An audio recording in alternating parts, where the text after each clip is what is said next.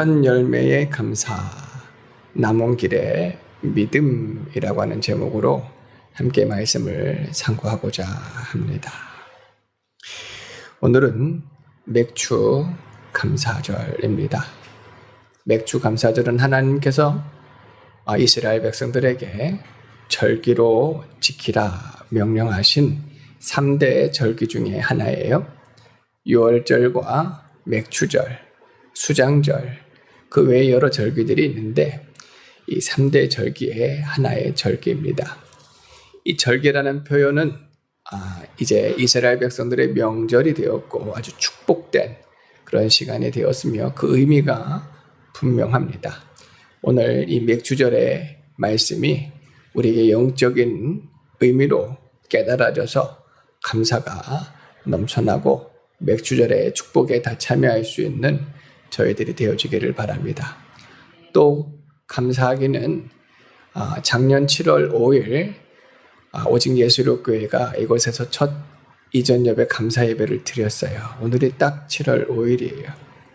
그런데 제가 그 날을 좀 착각하고 잘 기억하지 못해서 다음 주인가 보다 했다가 깨닫고 이번 주에 1주년 감사 예배를 같이 드리게 되었습니다.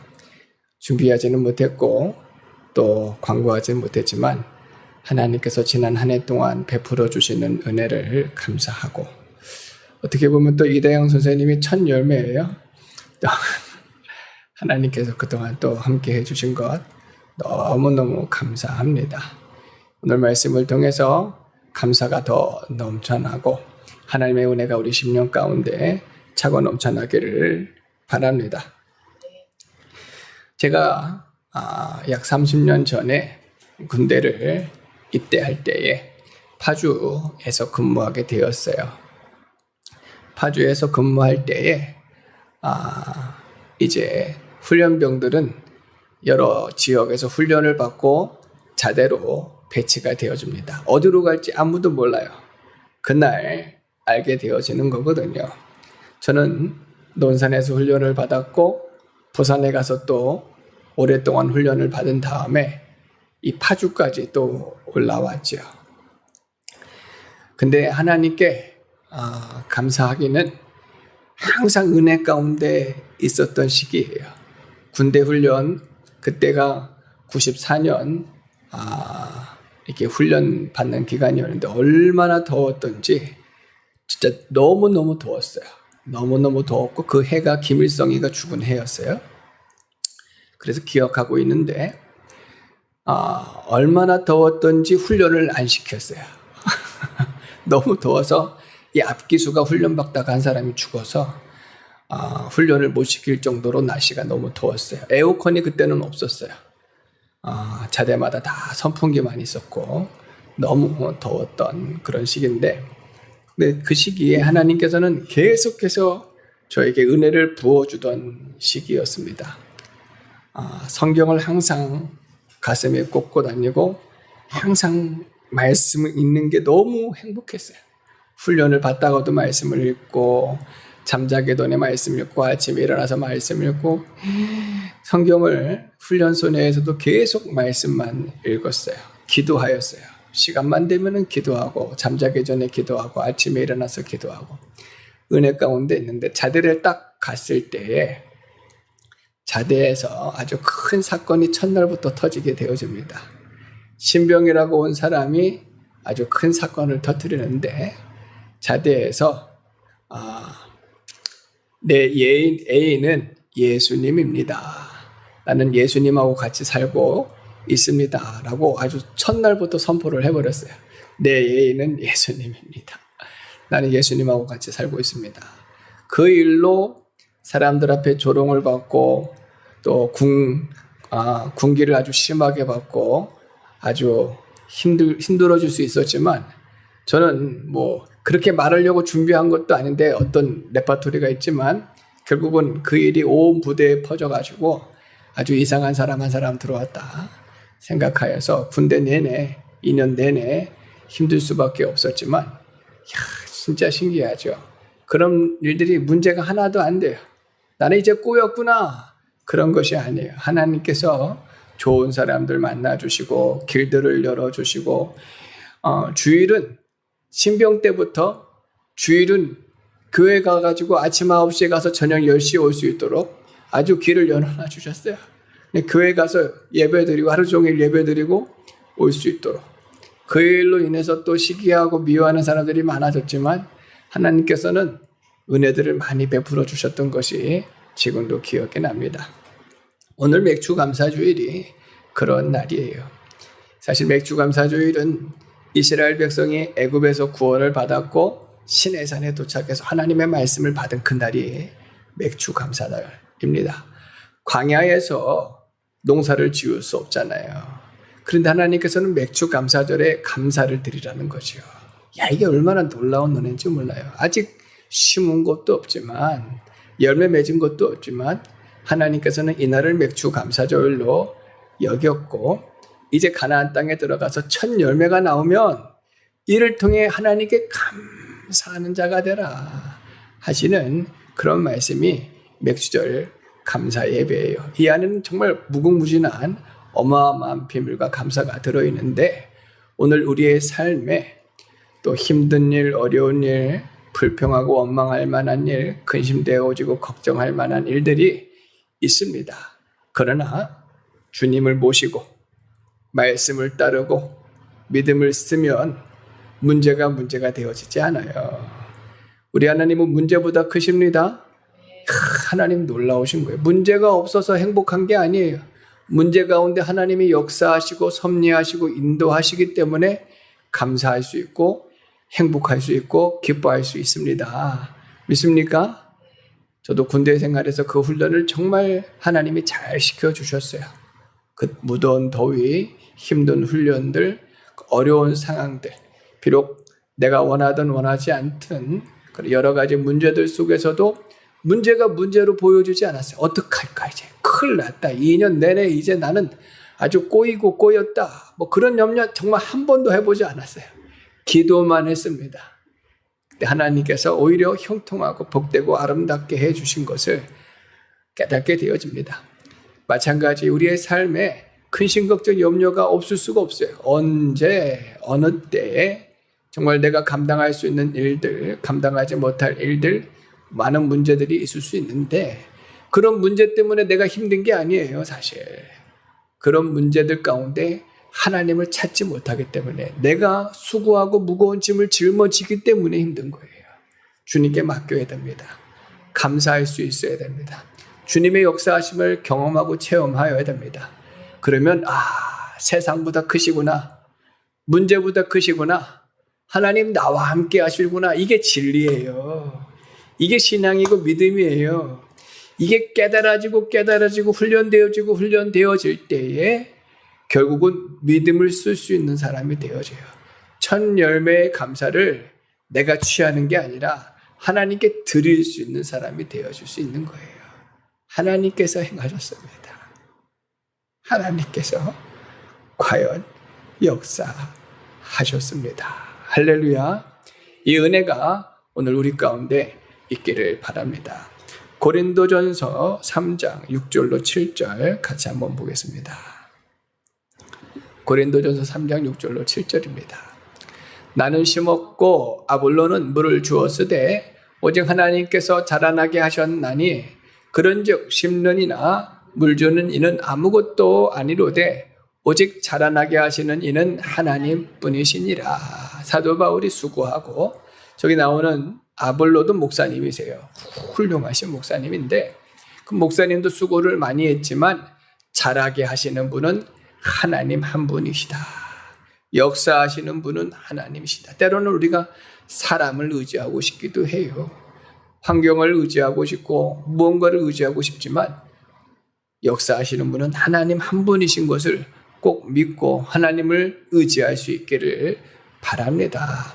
세상의 것은 도움을 주는 것처럼 보이지만 또 우리를 실망시키고 넘어질 수 있어요. 지난주에 38년 된 병자의 이야기를 우리가 함께 상고했듯이 사람들을 기대하고 의지하면 실망할 때가 많이 있지만 우리 하나님은 신실하신 하나님, 능력의 하나님, 구원의 하나님이신 것을 믿습니다.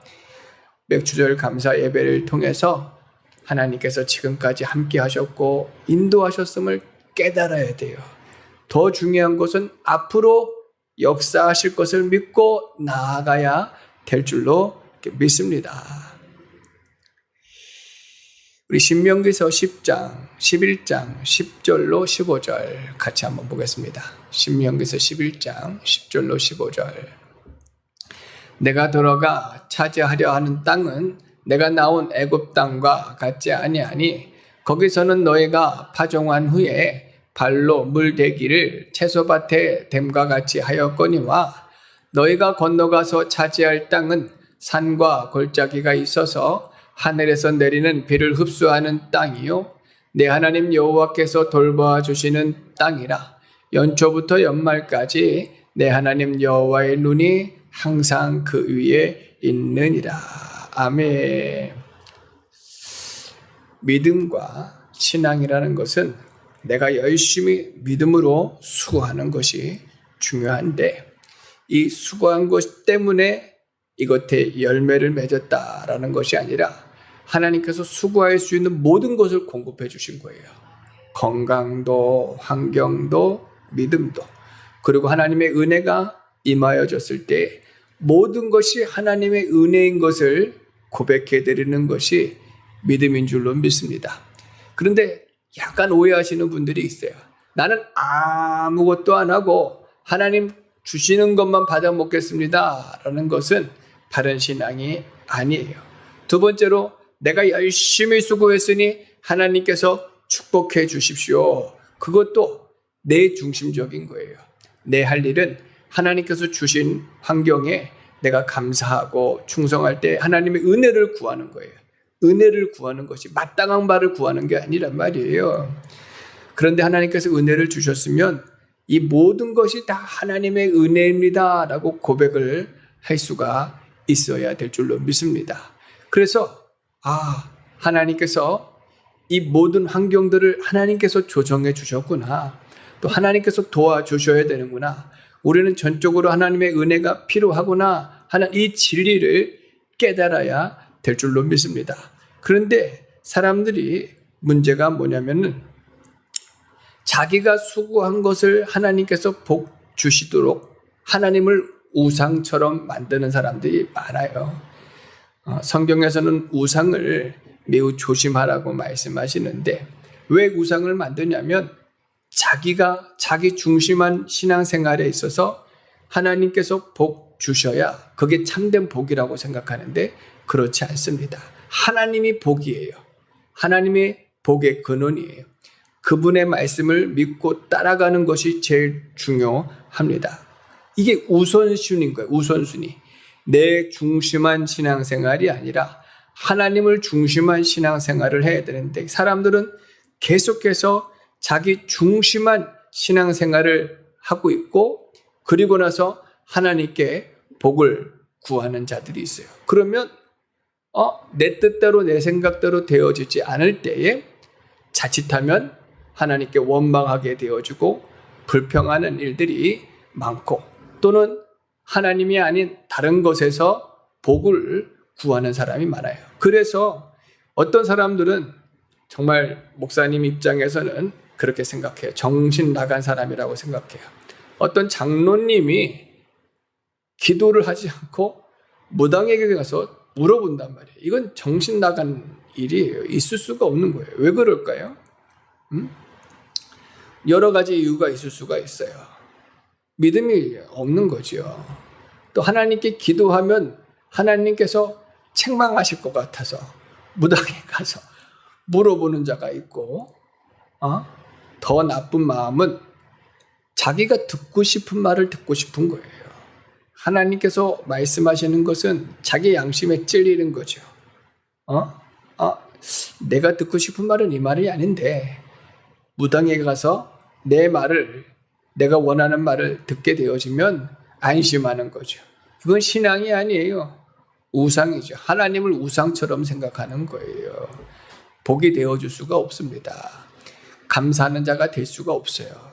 그러면은 환난과 시험이 오면 이러한 신앙은 넘어질 수밖에 없어요. 참된 신앙이 될 수가 없습니다. 이러한 신앙을 우리는 회개하여야 될 줄로 믿습니다.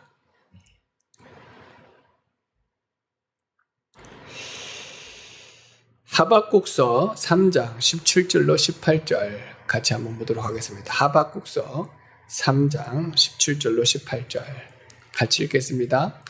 비록 무화과 나무가 무성하지 못하며 포도나무에 열매가 없으며 감람나무에 소출이 없으며 밭에 먹을 것이 없으며 우리의 양이 없으며 외양간에 소가 없을지라도 나는 여호와로 말미암아 즐거워하며 나의 구원의 하나님으로 말미암아 기뻐하리로다. 아멘. 정말 예수 믿어 구원받은 성도들은 정말 중요한 부분이 있어요. 물질에 주목해서는 안 돼요. 세상에 주목해서는 안 돼요. 하나님만 주목하는 이 믿음과 신앙이 회복되어지기를 바랍니다. 오늘 가장 큰 두 가지의 부분, 크게는 세 가지의 부분인데 두 가지의 부분이 회복되어져야 되는데, 첫 번째가 하나님을 우선시하고 말씀을 우선시하는 신앙이 회복이 되어야 돼요. 하나님을 중심하고 말씀을 먼저 생각하는 신앙생활, 이 신앙이 회복되어야 되고, 또 한 가지는 물질에 주목하지 않고 하나님을 주목하는 신앙이 우리에게 회복되어야 될 줄로 믿습니다. 아담과 하와가 결혼을 하고 이제 낳은 첫 아들이 가인이었고 둘째 아들이 아벨이었어요. 근데 아벨의 제사는 하나님께서 기쁘시게 받으셨는데 가인의 제사는 하나님이 받지를 않으셨습니다. 오늘 우리가 예배를 드리는데 하나님께 올라가는 예배가 있고 하나님 안 받으시는 예배가 있으면 너무 놀랄 거잖아요. 그러면은 예를 들어서 가인이 자신의 예배를 하나님 안 받으셨으면 무엇을 해야 하냐면 회개를 해야 됩니다. 내가 무엇을 잘못했는가? 무엇이 바르지 못하였는가? 어떻게 하면 하나님께 바르게 예배를 드려서 하나님께 받으시는 예배가 될 수가 있는가를 생각해야 되는데, 가인은 마음에 화가 났어요. 마음의 분노가 너무 심해서 동생을 죽이는 자가 되었어요. 동생이 잘못한 게 있습니까? 동생은 하나님께 바른 예배를 드렸는데 그 예배를 하나님께서 받으셨거든요. 근데 시기하고 미워한 거예요. 그리고 돌로 쳐 죽였어요. 동생이 잘못한 것 하나도 없어요. 미운 거예요. 싫은 거예요. 왜? 자기가 잘못해놓고 자기의 마음에 회개하지 않으니 이 악한 마음이 동생을 결국은 죽였어요. 근데 왜 이런 마음들이 생겼을까? 가인과 아벨의 차이가 무엇일까? 가인은 물질의 마음을 두는 사람이었고, 두 번째로 하나님보다 자기를 더 위하는 사람이었어요. 때문에 하나님께서는 그의 예배, 하나님께 말씀 중심으로 드려지는 예배를 받으실 수가 없었습니다. 그리고 그가 회개하지 못했던 이유도 자기 마음에 안 들었기 때문에, 자기가 중심이었기 때문에 회개하지 못했던 거예요. 그리고 남을 탓하고 남을 죽이는 악한 자가 되었는데, 아벨은 그렇지 않았습니다.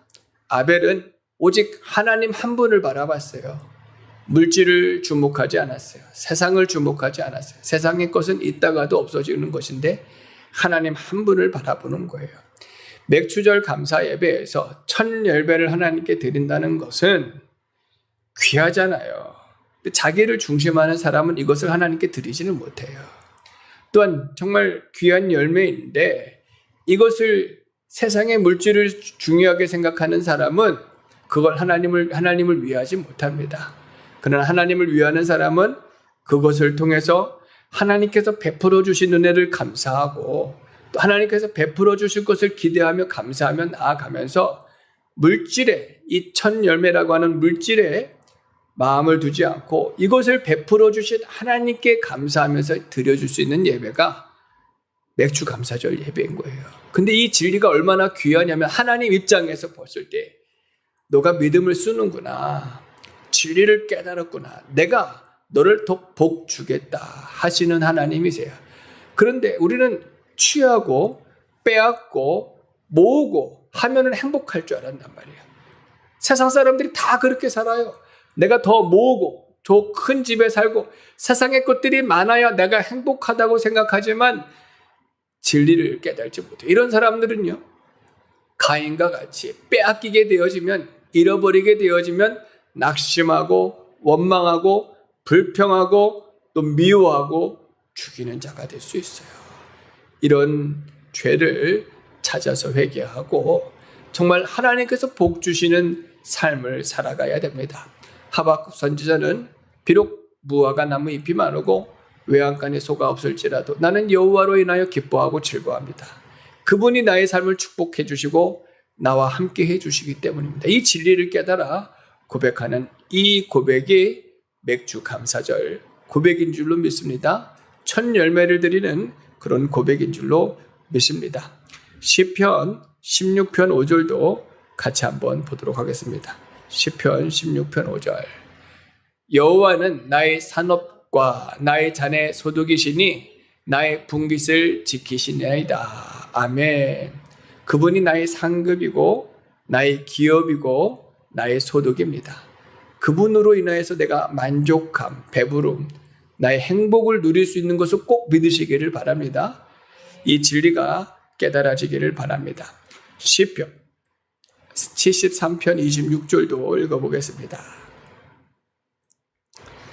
시편 73편 26절. 내 육체와 마음은 쇠약하나 하나님은 내 마음의 반석이시요 영원한 분깃이시라. 아멘. 시편 기자도 이 진리를 깨달아서 내 육체와 마음은 쇠약하지만 하나님께서 내 마음의 반석이 되어주시고 영원한 분깃이 되어주셔서 주님으로 인해서 내가 새 힘을 얻고 주님으로 인해서 내가 만족하고 풍요로운 삶을 살 수가 있습니다. 행복한 삶을 살 수가 있습니다. 이런 은혜가 깨달아지기를 바랍니다. 이런 은혜로 충만함을 얻기를 바랍니다. 독생자 예수 그리스도를 아낌없이 내어주셨고 성령을 부어주셔서 하나님 임마누엘로 함께 해주실 때에 비록 세상에는 여전히 죄가 많아요. 불의한 일들이 많아요. 근심 걱정 염려들이 많아요. 사람들은 이런 문제들을 해결하기 위해서 무엇을 하고 있냐면은 돈을 모으고 있어요.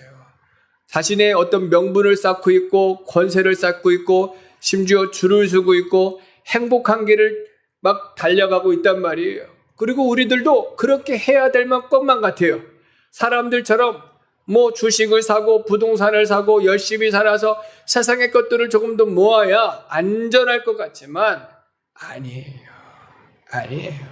하나님은 그렇게 말씀하지 않으셔요. 하나님을 기업으로 삼고 분깃으로 삼고 반석으로 삼는 사람은 세상이 흔들려도 요동하지 않습니다. 세상의 것들이 사라져도 그의 영원한 기업 되시는 하나님은 영원하신 줄로 믿습니다. 이 진리가 깨달아지기를 바랍니다. 그리할 때에 첫 열매의 것을 우리의 것을 하나님 앞에 온전히 드려줄 수가 있는 거예요. 출애굽기 19장 1절 같이 한번 보도록 하겠습니다. 출애굽기 19장 1절입니다. 이스라엘 자손이 애굽 땅을 떠난 지 3개월이 되던 날 그들이 시내 광야에 이르니라. 아멘.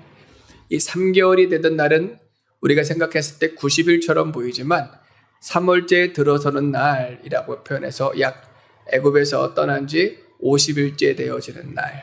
이 달이 77절이에요. 그리고 50일이라고 하는 표현이 사도행전 2장에 기록이 되어져 있는데 아주 중요한 말씀이 기록이 되어 있죠. 오순절이에요. 오순절. 맥주절, 77절, 오순절은 같은, 그리고 또 성경의 초실절이라고 표현하게 되어지는데 같은 절기입니다. 말씀드린 대로 하나님께서 시내산에서 말씀을 베풀어 주신 날은 아주 큰 은혜의 축복의 날이고 또한 가나안 땅에 들어갔단 말이에요. 이스라엘 백성들이 가나안 땅에 들어갔더니 하늘에서 만나가 그쳤어요. 만나가 그치고 그곳에서 이스라엘 백성들이 가나안 땅에서 농사를 짓고 첫 열매를 거두어서 하나님께 영광을 올려드리게 되어집니다. 할렐루야. 정말 그 감격을 생각하게 되어지면 하나님의 말씀이 이루어진 것이고 내가 일할 수 있고 정착할 수 있는 이 은혜들을 베풀어 주신 것, 정말 하나님의 은혜다. 네, 정말 다시 한번 말씀드리지만 착각하면 안 되는 게 이 세상의 것들로 인해서 내가 안정감을 누리는 게 아니에요. 이 모든 것을 베풀어 주신 하나님으로 인해서 우리가 안정감을 누리고 만족과 풍요로움을 꼭 깨달아야 될 줄로 믿습니다. 사람들은요, 항상 이게 죄악에 연약하여서 세상의 것들을 주목하게 되어져요. 하지만 우리 예수님 사람의 몸으로 이 땅 가운데 오셨을 때에 마귀가 세 가지의 시험을 합니다. 그 중에 하나가 떡을 가지고 시험하였고 만상의 영광을 가지고 시험하였단 말이에요. 근데 예수님은요, 생각해 보세요. 세상의 것들에 대해서 관심이 하나도 없어요. 탐하는 마음, 욕심들이 하나도 없어요. 좋은 집을 살까? 좋은 차를 타고 다닐까? 사람들한테 인기를 받을까? 명예를 얻을까? 권세를 받을까? 세상의 것에 속한 것에 관심은 하나도 없어요. 오직 하나님의 말씀, 순종하는 일, 하나님의 뜻을 이루어드리는 일, 그 사명을 충성하시고 십자가에 달려 돌아가셨단 말이에요. 아니, 내가 하나님 말씀대로 살았는데 내게 주어진 것은 왜 고난이고 시험이고 십자가냐 할 수가 있단 말이죠. 그러나 그런 고난과 시험 가운데서도 예수님이 흔들리지 않았던 이유는 하나님을 기업으로, 분깃으로, 반석으로 삼았기 때문에 그래요. 그분을 절대적인 가치로 여겼고 그분과 동행했기 때문에 하나님께서는 예수님을 높여주셨고 축복해 주셨어요. 오늘 우리도 이 진리를 깨달아서 정말 초실절과 같은 맥주절, 또 우리에게 베풀어 주신 오순절, 성령을 부어주신 이날을 아주 감격하면서 감사하면서 주 앞에 예배할 수 있는 저희들 되어지기를 바랍니다. 고린도전서 15장 20절 같이 한번 보겠습니다. 고린도전서 15장 20절입니다. 그러나 이제 그리스도께서 죽은 자 가운데서 다시 살아나사 잠자는 자들의 첫 열매가 되셨도다. 우리 예수님께서 첫 열매가 되셨어요.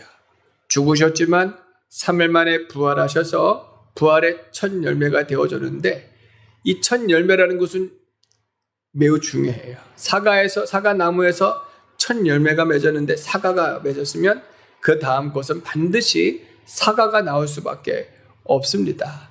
마찬가지로 예수님의 부활의 진리를 깨달았을 때에 예수 믿어 구원받은 성도들은 신령한 부활로 일어날 거예요. 첫 열매가 되시는 예수님이 하나님께 온전히 드려지게 되어진 줄로 믿습니다. 후에 우리들도 주님과 함께 신령한 부활로 일어나서 하나님께 드려질 것을 가르쳐 주시는 이 진리가 또 깨달아 줄 수 있기를 바랍니다. 로마서 8장 23절도 같이 한번 보도록 하겠습니다. 로마서 8장 23절입니다. 그뿐 아니라 또한 우리 곧 성령의 처음 익은 열매를 받은 우리까지도 속으로 탄식하며 양자될 것 곧 우리 몸의 속량을 기다리니라. 성령의 처음 익은 열매, 성령을 우리에게 부어주셔서 또 우리로 첫 열매가 되게 하시는 이 은혜가 또 맥주절의 은혜인 줄로 믿습니다. 오순절, 맥주절 성령을 우리에게 부어주셔서 진리가 깨달아지고 우리도 예수님처럼 첫 열매가 되어져서 하나님께 드려지게 하시는 이 은혜가 우리에게 있어지기를 바랍니다. 오늘 이 말씀을 통해서 우리가 세 가지는 꼭 붙잡았으면 좋겠어요. 하나님을 중심하는 신앙을 회복하고, 물질이 아닌 하나님을 바라보는 신앙을 회복하고, 무엇보다도 감사하는 그런 신앙을 회복할 수 있기를 바랍니다. 세상은요, 참 신기해요. 구두쇠라는 표현이 있어요. 구두쇠. 스크루지 할아버지가 대표적인 할아버지고, 또 우리나라에는 놀부가 있죠. 구두쇠. 욕심 많은 사람. 그런데 왜 그들은 물질을 그렇게 악착같이 벌면서도 물질 쓰는 것을 힘들어할까 생각해 보면 요즘 말로 표현을 그렇게 표현해요. 뇌가 망가졌다라는 표현을 써요. 왜 뇌가 망가졌냐면은 물질을 쓰는 게 자신의 몸을 도려내는 것만큼 아프대요.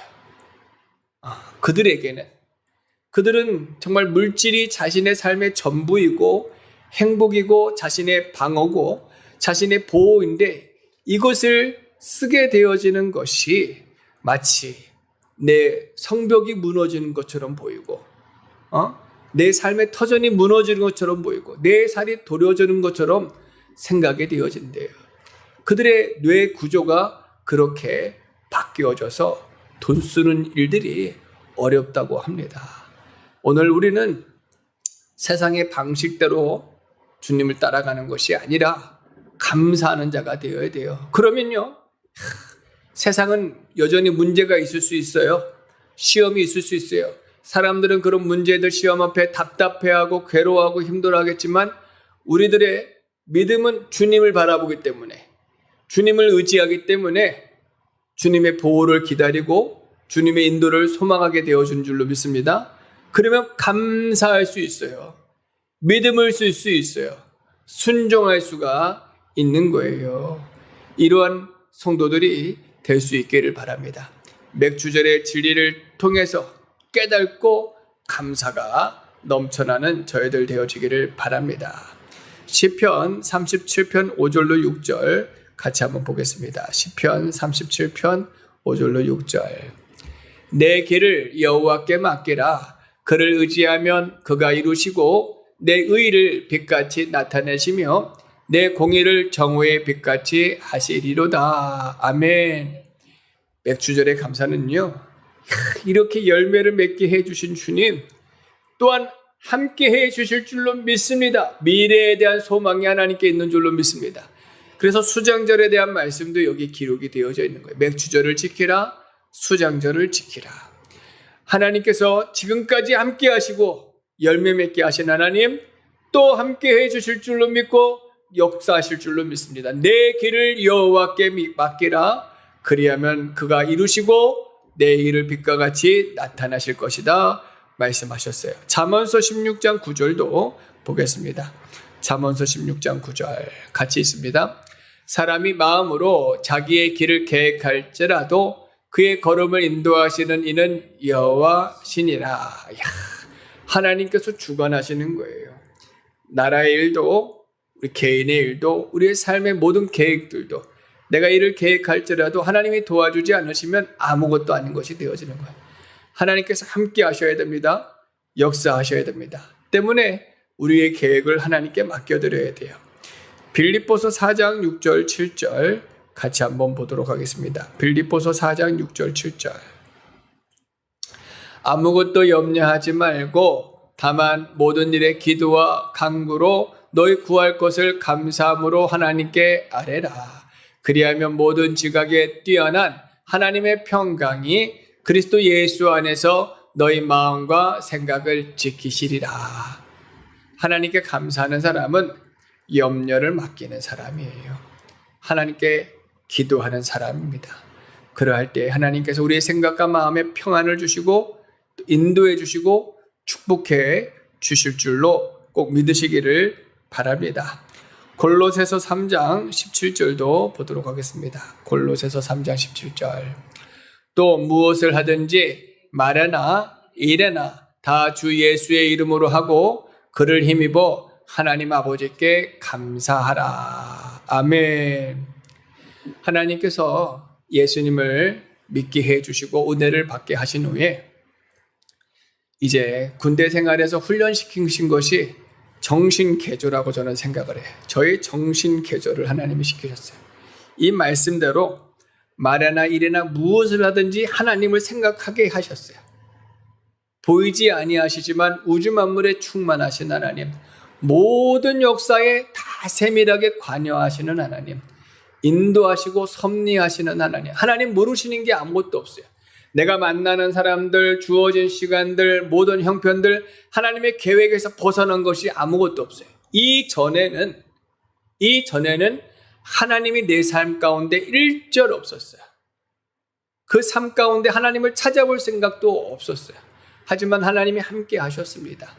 많은 사람들이 교회에서만 하나님을 찾아요. 많은 사람들이 교회에서만 하나님을 생각해요. 하지만 하나님은 내 삶에 가득 하나도 벗어난 것이 없어요.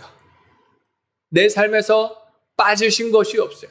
가득하십니다. 그 하나님을 발견하고 감격하여서 감사하는 자가 되어야 되고, 그 하나님 때문에 만족하는 자, 행복한 자가 되어야 되는 거예요. 그러면 그 하나님께서 행하시는 놀라운 역사들을 깨닫고 그 하나님으로 감사할 수가 있습니다. 할렐루야. 이러한 신앙들이 회복되어질 수 있기를 바랍니다. 말씀 하나만 더 찾아보겠습니다. 마태복음 6장 19절에서 20절 같이 읽겠습니다. 너희를 위하여 보물을 땅에 쌓아두지 말라. 거기는 좀과 동록이 해하며 도둑이 구멍을 뚫고 도둑질하느니라. 오직 너희를 위하여 보물을 하늘에 쌓아두라. 거기는 좀이나 동록이 해하지 못하며 도둑이 구멍을 뚫지도 못하고 도둑질도 못하느니라. 아멘. 어제 다이소를 잠깐 들렸는데 이 나프탈린이라고 하는 좀약을 사려고 했더니 안 판대요. 더 이상. 이 얘기를 왜 하냐면 세상에는 좀이 있어요. 그러니까 우리가 돈을 모아도 빠져나간다는 거죠. 도둑이 아니에요. 막 빠져나가는 것이 있어요. 심지어 도둑도 있어요. 그죠? 그리고 내가 실수할 수도 있어요. 세상의 것은 우리에게 만족을 주거나 우리가 지킬 수 있는 것이 아니에요. 근데 사람들은요, 열심히 모아둡니다. 제가 보았던 이야기 중에 하나가 어떤 사람이 동굴을 발견했는데 그 동굴 아래 돈이 어마어마하게 들어있어요. 엄청나게 많은 돈이 들어있는 거예요. 가득. 근데 지금 쓸모없는 돈이에요. 지금은 쓸모없는. 금을 모아놨으면 지금은 쓸모가 있겠었는데 예전에 동전이에요. 쇳덩어리 동전을 어마어마하게 모아놓은 거죠. 지금은 그냥 박물관에 들어갈 만한 것이지 돈이 될 만한 것이 아니에요. 하지만 그 사람은 얼마나 그걸 많이 모아놨겠어요. 쓰지도 못하고 그렇게 헛된 것이 되었어요. 성경에는 어떤 사람은 정말 돈을 많이 모고 곡식을 창고에 가득 모아두었는데 하나님의 말씀이 내가 오늘 너를 데려갈 것이다 하시는 말씀이 기록이 돼요. 아무것도 유익이 못 돼요. 근데 우리들은 연약가에서 세상에 이렇게 쌓아두고 하려는 사람들이 너무나 많잖아요. 성경에서 예수님은 하늘에 쌓아두어라. 믿습니까? 우리의 보물을 하나님께 두어야 됩니다. 우리의 마음을 하나님께 두어야 됩니다. 하나님이 우리의 보물이 되어야 돼요. 1호가 되어야 돼요. 우선순위가 되어야 돼요. 그분의 말씀을 믿고 따라가면 그분이 책임져 주시는 거예요. 아니, 하나님의 말씀을 순종하면 내 삶이 풍성해질 줄 알았는데 고난인데요? 문제가 되어지지 않아요. 고난이 문제가 되어지지 않아요. 왜? 하나님이 함께 해주시기 때문에. 그분이 나의 상급이고 나의 분기시기 때문에. 하나님 왜 내 삶이 풍성하지 못해요? 라고 하는 사람은 여전히 물질 중심한 사람이고 자기 중심한 생활이기 때문에 하나님으로 만족하지 못하는 거지요. 물질이 있어야 자기는 여전히 안전하다고 생각하는 사람이기 때문에 그래요. 하지만 우리가 잘 될 수도 안 될 수도 있어요. 문제가 될 거는 일절 없어요. 하나님을 중심하는 신앙생활, 하나님을 우선시하는 신앙생활, 하나님께 마음을 두는 신앙생활, 감사하는 사람이 되어질 때 하나님께서 역사해 주시고 책임져 주시고 은혜 베풀어 주실 줄로 믿습니다.